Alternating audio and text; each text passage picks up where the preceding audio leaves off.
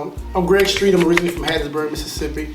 I've been doing radio for a while. Hatton, Mississippi, Mobile, Alabama, Houston, Texas, Dallas, Texas, and ATL for 27 and a half years. I don't really consider myself to be a star. I don't really put too much on the whole star-studded thing when it comes to people, because what makes a person a star is how people receive them. How the people receive you is what make you consider yourself a star. When I came to Atlanta, I came to do 6 to 10.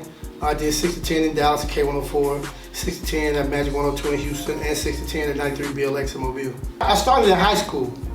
I started DJing parties, and being in a small city, you know, it's hard for radio stations to get personalities to work because they don't pay a lot. So doing parties after the football game, doing parties on Friday night for teens, instead of just doing flyers and posters. So I went to the radio station a couple times, and the guy asked me like, hey, you know, I heard your name is popping in the city a little bit. Are you interested in being on the radio?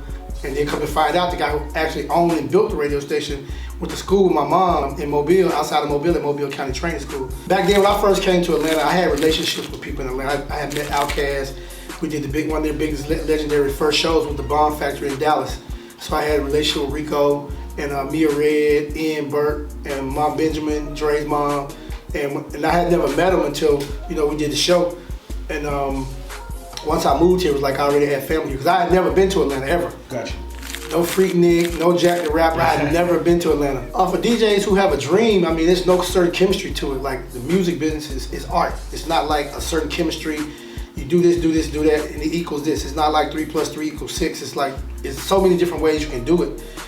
But it's really about your work ethic and what you put into what you're trying to get out of it. It's like everybody want to hook up, but you have to be interesting to the person that you're trying to reach when you reach them, because it's not like because somebody hook you up with somebody, it's gonna happen. I think that DJs have to understand and define what it is they bring to the table.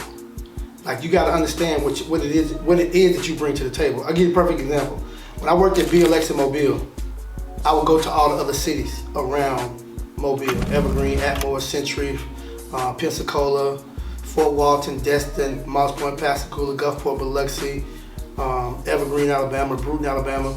And the way I would set it up is I would spend enough money on advertising at the radio station to where if I was in one of those 5 or 6 cities in that area, the other clubs wouldn't even open because they knew they weren't gonna have a crowd.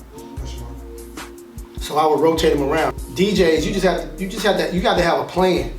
If you get stuck into that box where you just DJing for the promoter and you don't understand how to build your brand to be, because in our community, that's really where it's all happening at. Because when you look at the EDM community and the crossover community, these DJs making $25, $40, $50, $100,000 a night, DJing for 2 hours. So they're DJing for people just like we're DJing for people. So how do they demand so much money and we can't demand so much money? So it's all about understanding the business and how you set your business up. You have to be smart enough to understand every detail of your business to figure out how I'm going to increase my value inside of that space.